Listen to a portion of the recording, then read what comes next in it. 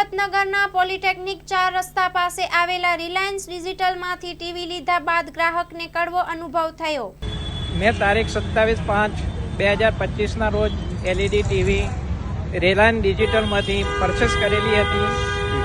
હું નીનામા જસુભાઈ 2 જાપચીતરિયા તારીખ 17/5/2025ના રોજ Reliance digital Himmatnagar Motipura LED TV 49 ઇંચનું કુલ રૂપિયા 37,978 રૂપિયામાં મેં લીધી હતી.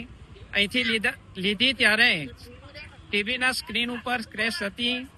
એમને પણ ખબર છે, રિલાયન્સ ડિજિટલના જે એન્જિનિયર છે એમને પણ ખબર છે.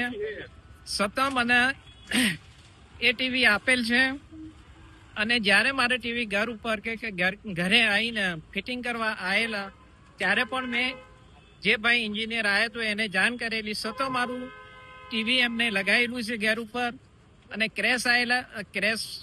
ટીવી ક્રેશ વાળું છે.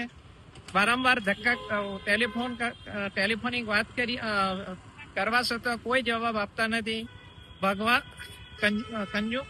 ગ્રાહક એ ભગવાન છે તો ભગવાનને પણ છેતરવાનો ધંધો કરે છે.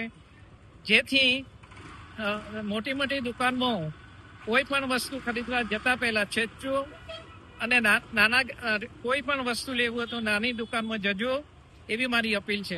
ઓકે.